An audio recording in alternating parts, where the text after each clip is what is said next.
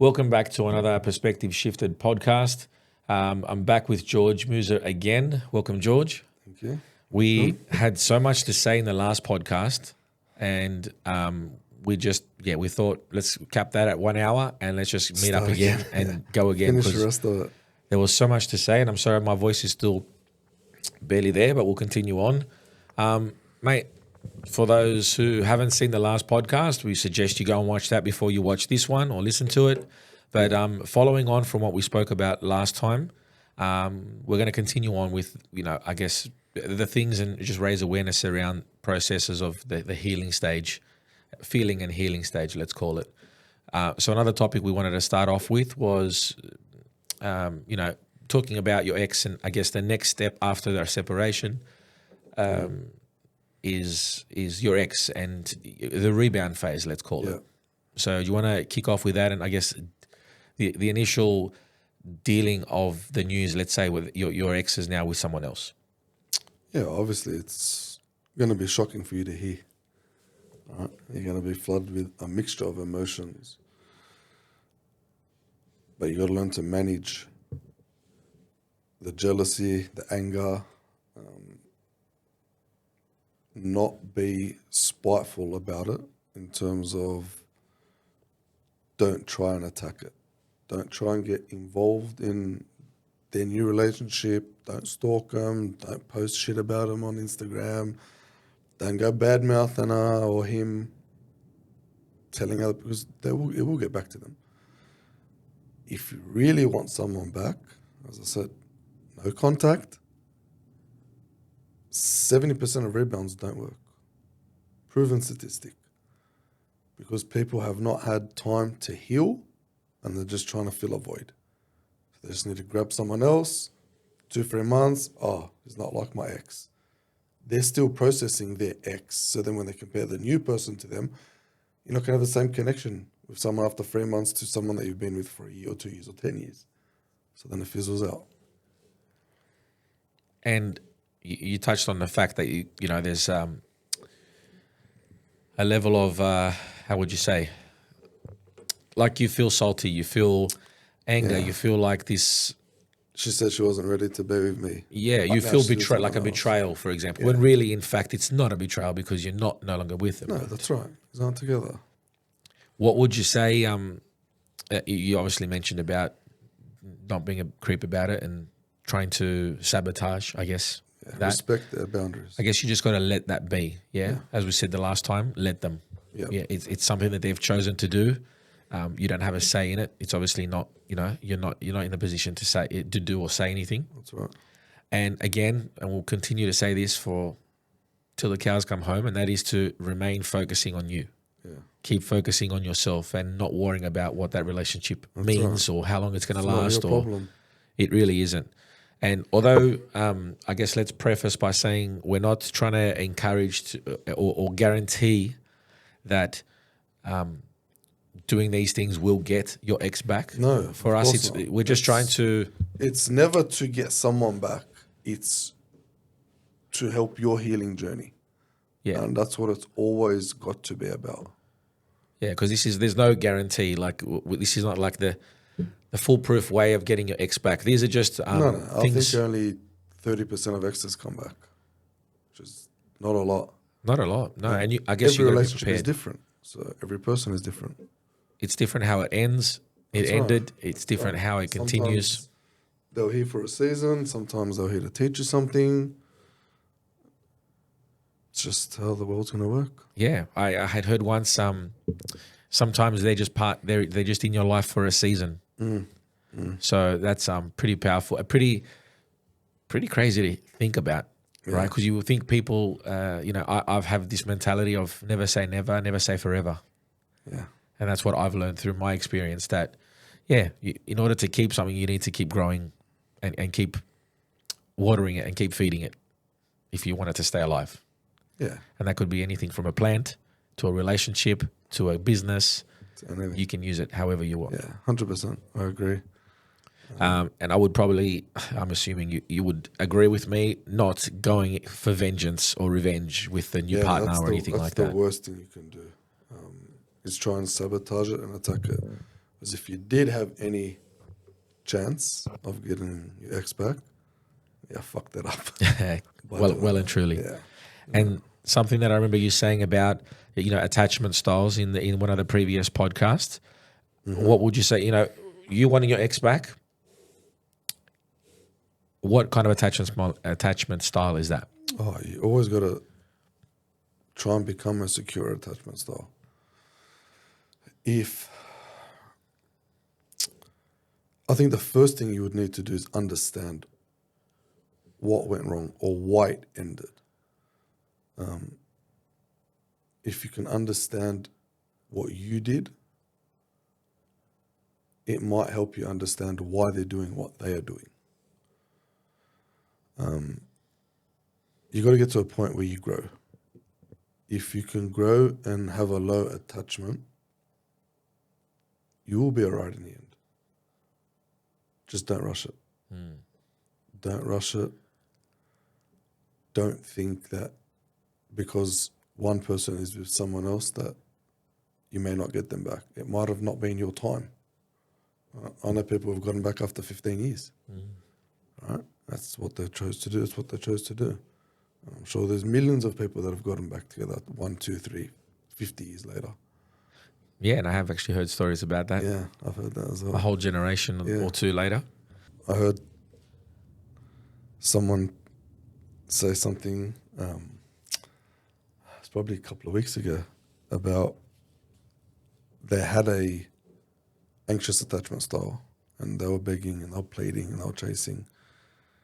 And then he said to me, someone told me, you do a lot to you, but not a lot for you.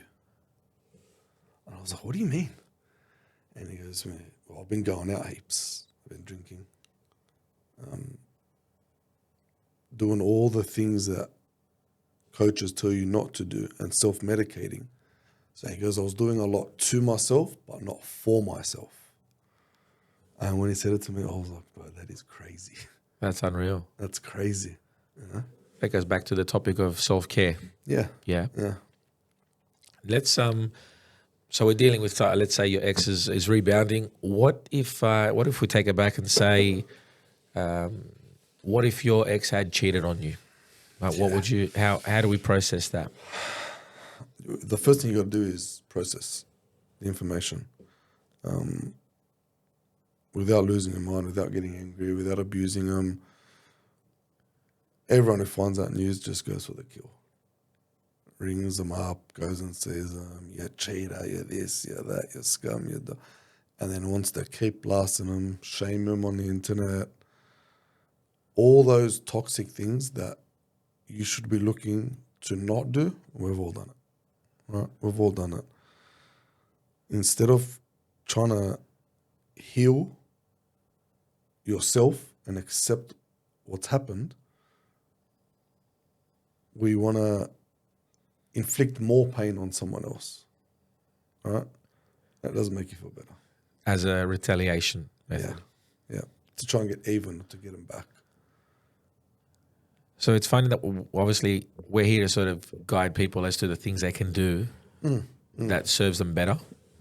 But the reality is that there's a level of weakness in moments like that where the first thing you think of is to inflict pain because pain has been inflicted on you. That's right. So it's trying to overcome that instant gratification for revenge and just think the long game. Yeah. And play the long game and That's say, right. okay, this has happened. And something that I like to share around that is the whole reflection of thinking, and this is the whole evolution of perspective shift is, you mentioned this before, identifying the things that you've done wrong or that you maybe didn't do as well. And that should give you an insight in why that person feels that way. So for someone to cheat, it's not your fault, but you did have a role to play. Yeah, of course. Whether that's through lack of emotional intimacy, whether it's complete lack of attention, connection. He or she made the choice to go and do that. Yeah. Yeah. Right. So the choice that was made is on that person who did the act. Right. but it doesn't negate your responsibility in the fact that something you did or didn't do Drove them to has that. led to that. Yeah. And that could, things like ego, things like pride can stop you from actually realizing that. And that is where the nugget is. That's where the golden nugget of growth is. To go, to be able to stop and just shift your perspective to, all right, this has happened. It's fucked. Yeah. This is trying to spanner in my world. And especially if it's someone they've cheated with that you know, it just makes it so much more complicated. But if you can just slow yourself down enough to say, let me dig deep internally and think, how did I contribute for this act to happen? Yeah. You're not responsible for the act, No. but you in order did for that play a act to role. happen, Yeah. something's happened. right? So easier said than done. That's definitely. a fact. But this is why we talk. This is why we're talking. For someone to hear it and maybe has gone through it, and if they have gone through it and they've got a story, reach out to us. Tell us. Yeah, reach out Tell to us how you family felt. member or friends or anyone that you trust that you Yeah. can talk to. This Put is- your energy into healing as opposed to trying to get even with that person. Absolutely. And this podcast isn't about just you and I talking or trying to educate. It's about, this is an open forum. So if anyone has any insight into, I've never been cheated on. Have you? No, not that I know of. Not that you know of. Well, that's always good. If anyone's cheated on George, can you please let us know? So, yeah, if anyone has gone through that experience, we would love to know what it feels like, and I guess how you overcame it, because that's something I'm very curious about too. Because you're right, the first thing that pops in your head is attack, revenge. Yeah. It's not defense to defend, like to save and protect yourself. It's all offense. Yeah. It's all where can I shoot the bullets, That's right. and it ultimately comes back again to this whole doubling down on yourself. Yeah, and I think the first thing you'd want to do is teach yourself how to trust again. How are you going to set clear boundaries going into the next relationship or the next stage of your life when you're ready to get to that point? Put your time and energy into that, because that's probably the first thing you're going to need to do. You know? Something that springs to mind, I think, was the first podcast we did in the old dodgy setup we had in the corner. Gosh. We when I had asked you about like women in the dating scene, how are they? And you used the word damaged.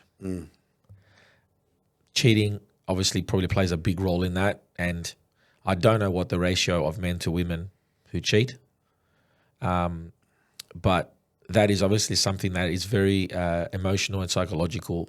There's impact Yeah. to someone when they've been cheated on. As you touched on trust. Yeah. And unless you can work on building a better self-worth and self-belief, you're always not going to trust the next person you go and see, That's right? right. You're always going to think that person, you're going to always think the negative of that person because of the repercussions from the previous. And that's when I see girls that post on Instagram, men are dogs, or all men are scum, or they're cheated. Not all men are the same. But now that it's happened to you once, twice, they're not willing to give anyone else a chance, a fresh start. So they carry it into the next relationship and the next one, then it ends because they find something. It may not even be that bad, but oh no, this guy's like my ex. That's it. You know? It's almost like they're just pretty much painting with the same You're brush already setting over up for failure. You're already setting up the next relationship for failure. But don't bleed on someone who didn't cut you. That's it. You know? Absolutely. And that's why they say the nice guys finish last, right? Because that person who is probably genuine and keen on you Doesn't get a fair go. because they're tarnished with the same brush.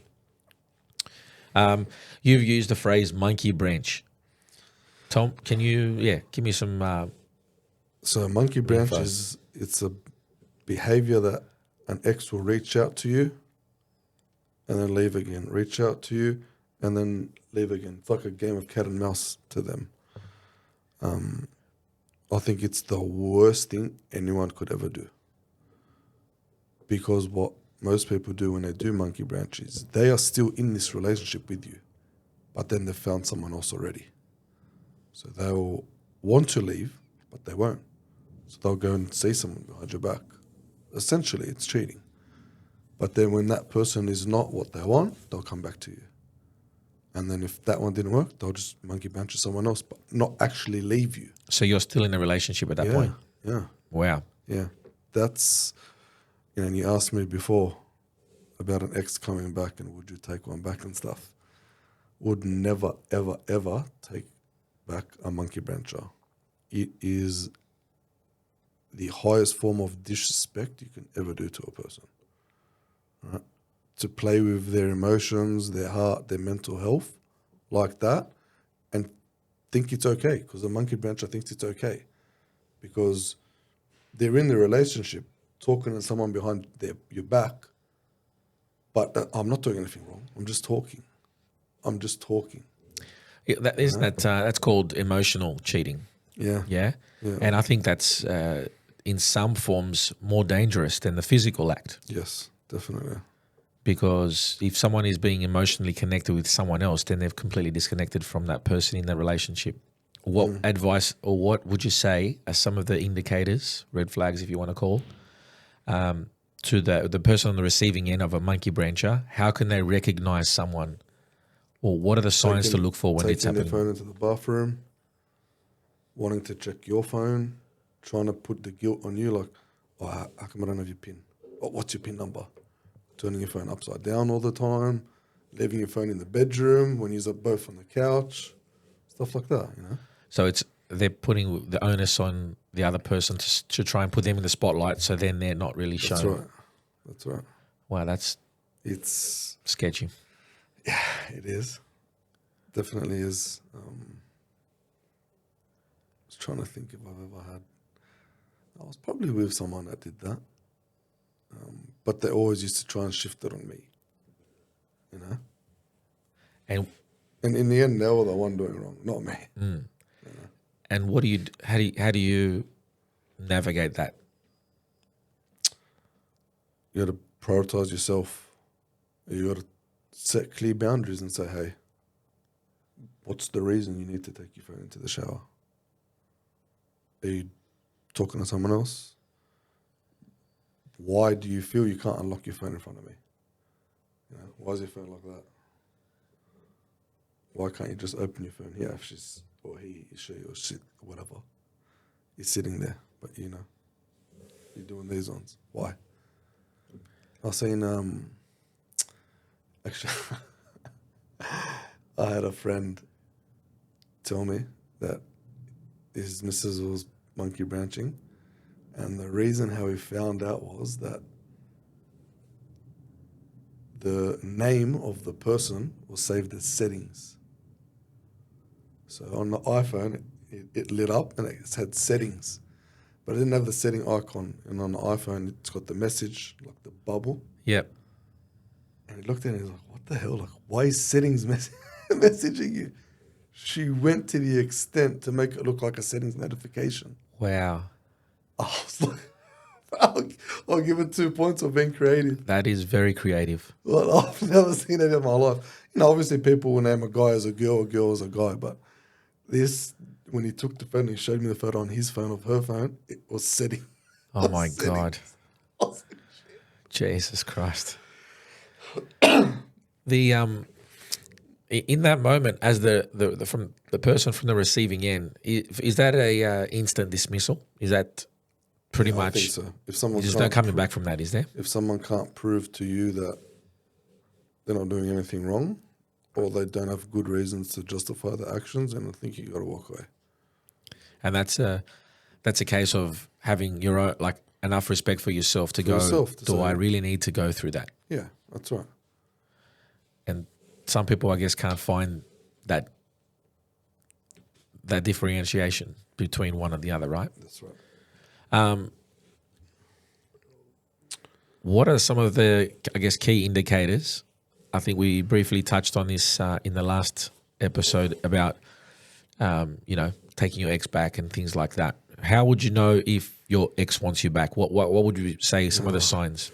Look, I think I need to stress this first. An ex watching your story or watching your Instagram or checking your social media is not a reason for you to contact them. Okay? I've heard so many people say to me, oh, my ex watches my story, so I'm just going to send her a message. No, you don't send her a message. Do not do that. If someone wants to communicate with you, they will communicate with you. That is the only way you're going to know if someone wants you back or not, is when they reach out. If they're just watching, they could just be curious. You could have just popped up on the For You page. You don't know what their intentions are. But if they left you, then they need to come back. So that's a story in your head. It's a story you're telling yourself. You're like, well, they liked, or what if they liked a post? It's not enough. It's not enough. If they don't, it could have been an accident. Yeah. Then you just made yourself look like an idiot Reaching trying to out. message them. Yeah, they could have just been scrolling fast and liked it by accident. Or they could be looking for a reaction from you, for you to message them, for them to be like, I can get him back anytime. Yeah, that was a test. You That failed. was a test. Why do I need to? Yeah, I'm still with this guy. When it finishes, and I'll go back to him. Or I'm with this girl. Whatever it may be. Mate, that's why I always say social media sometimes is It's the devil. it's false. It's just false. Yeah. I don't see many people posting on social media bad things that's happening for them. No. It's Very always rarely. to gloat. It's always to gloat. And I'll add to that. If they do post something that's bad that's happening to them, it's because they want validation. They want That's right. They that want you to feel sorry affirmation for that nah man, no, or no babe, you're amazing, or no, don't worry, this is Yeah. there's this sense of like it's baiting. That's right. It's finding ways to go, how can I get people's attention? I haven't got nothing positive or nothing exciting. I'm going to go down the pity card. Yeah.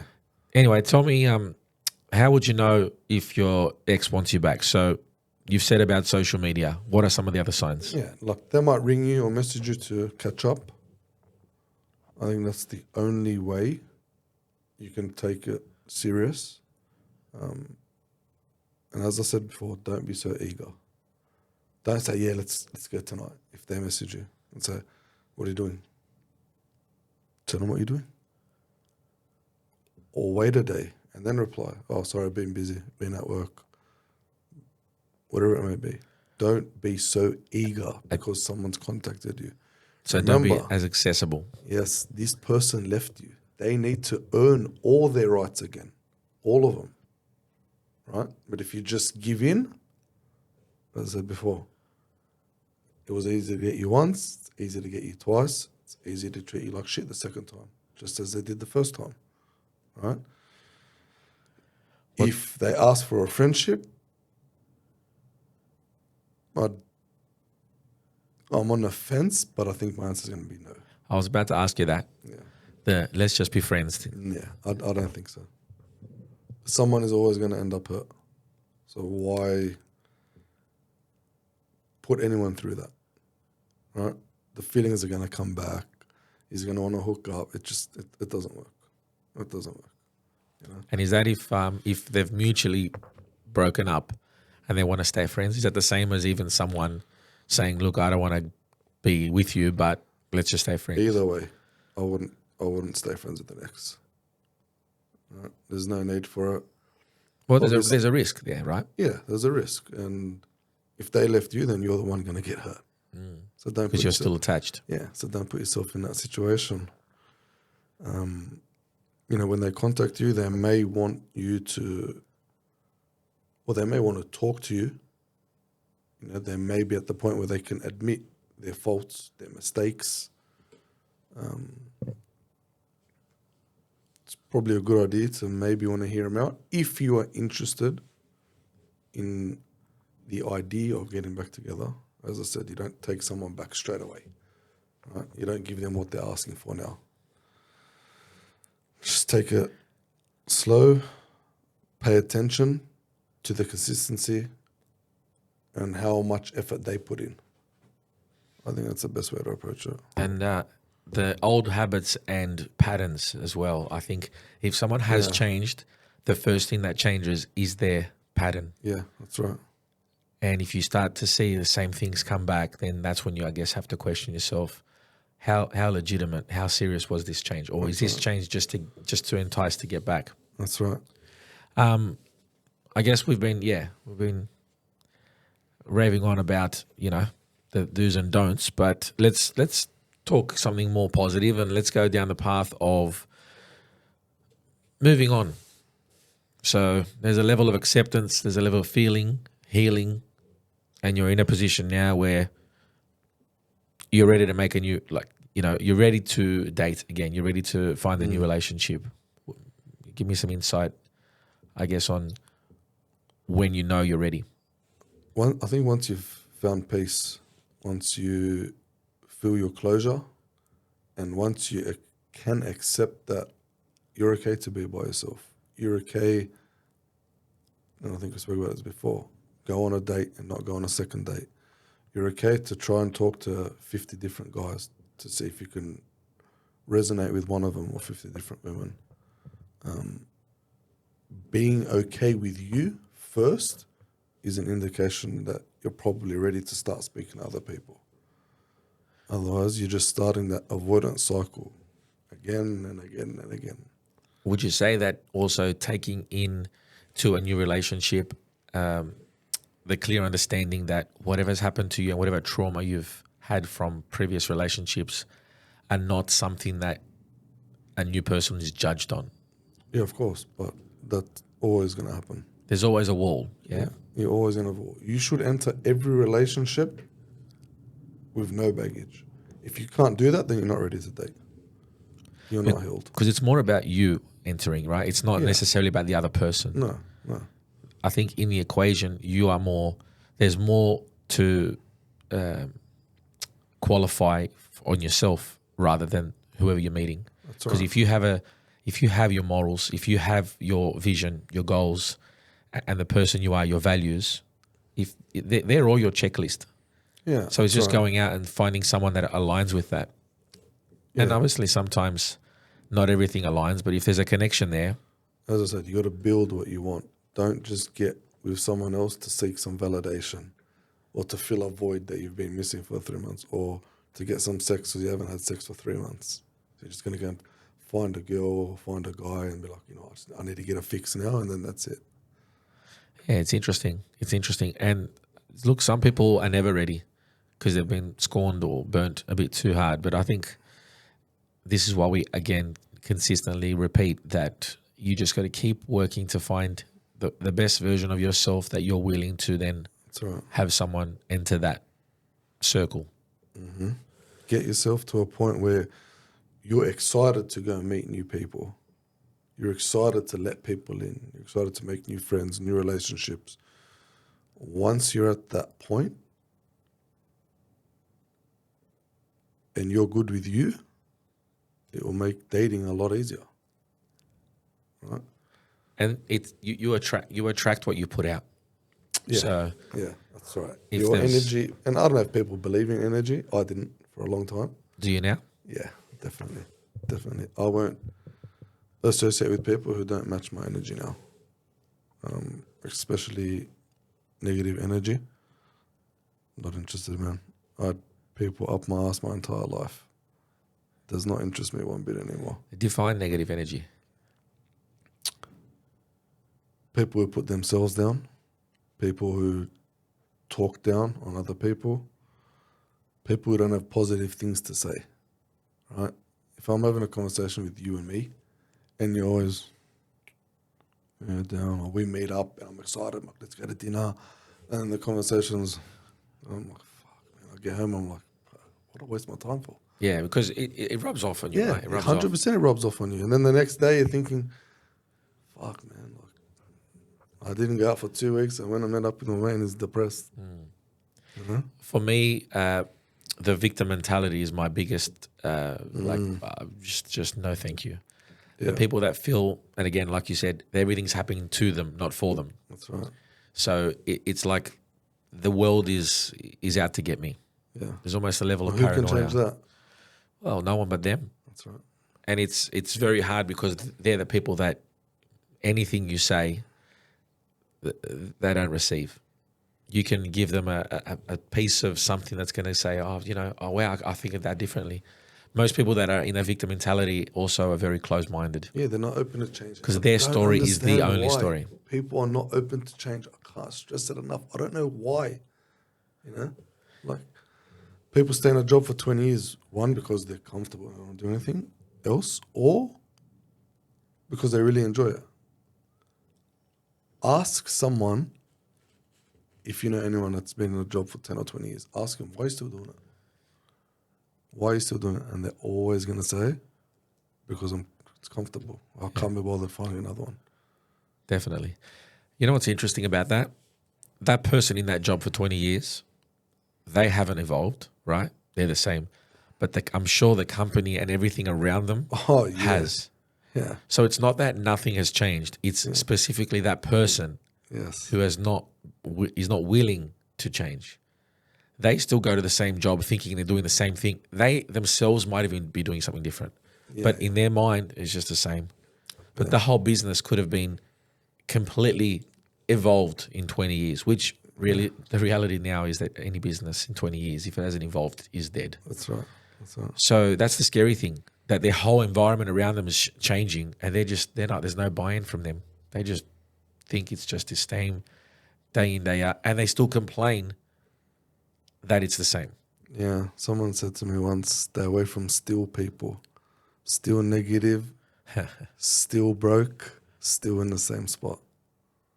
Yeah, look, it's probably the hardest type of person to even be around, because anything that happens, they find a way to make it about them and how it's disadvantaged them from getting ahead. Whether it's, if it wasn't for the neighbor's dog, I would have slept better, which means I would have gone to my interview and got a better job. Like they just, it's like this trail of Yeah. You know There's what I mean? always an excuse around the corner. And it's exhausting.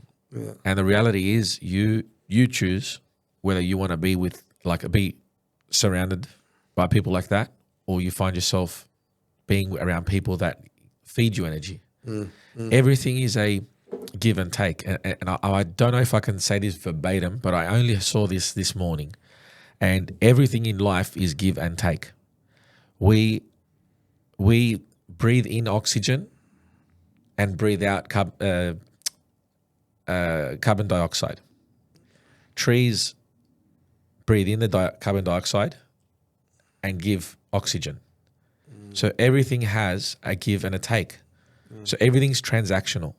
So in life, even the people you surround yourself with, you ask yourself, what value or what am I giving and what am I getting from this? And if that is, I heard that this morning, and I honestly woke up and that was the first thing I watched, and it made me go, wow, it's true. You choose where your time is. That's right. And this is not just in dating, it's in business, it's in everything. But you can choose, like people say, oh yeah, I spent the whole night at this place, it was boring. You're not a tree, mate. You can get up and leave. Go hang around with people that are going to inspire you, that are going to make you, that are going to challenge you, not the people that are going to clap for you and go, you're amazing, anything you do. Like, it's good to have supportive people, but you need, for me and through my journey, I found that people that challenge you are the people that get the best out of you. Yeah. And they're the true people. Show me your friends and we'll show you your future. Absolutely. And they say the top 5 people you hang around is a reflection of what kind of person you're going to be. Right. Even financially, they say the top 5 people around you, whatever they make, like whatever they earn is equivalent to what you can earn as well. So you can either choose to hang around with people that are comfortable or the people that challenge you. And that's where true growth is. And reverting back to relationships, it's the same thing. Yeah, you want a partner. I mean, again, it's up to you, your values. I personally would want a partner who would challenge me, support me, but challenge me to make me want to do better and continue that.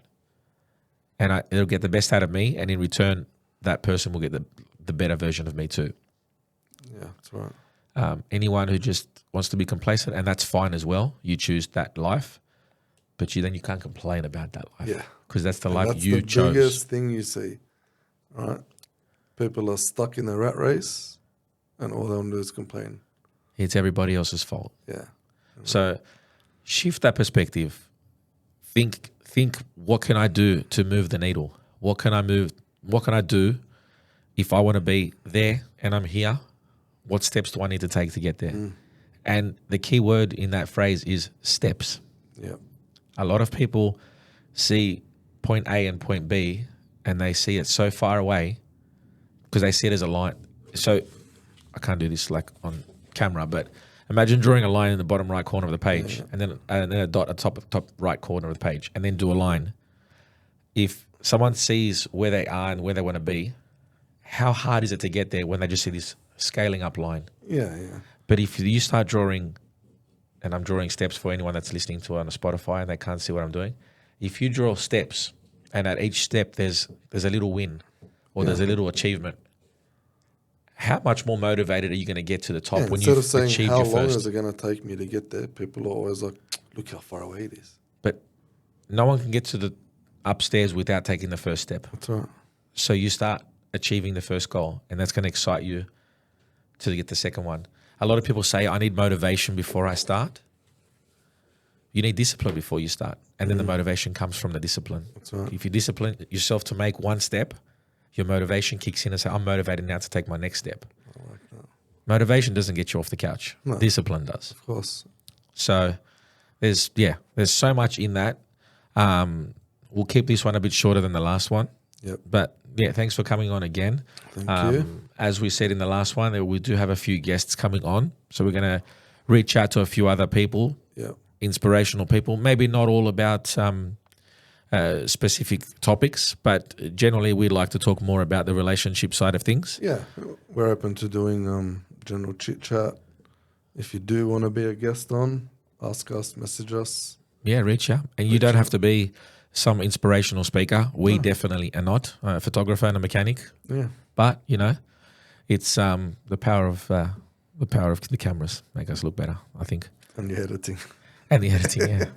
But yeah, now look, anyone that wants to share their story, whether it's on camera or off camera, please reach out. This is an open forum, like I said, and we're keen to learn more through other people's experiences, just like we hope people are learning through our experiences. Yep.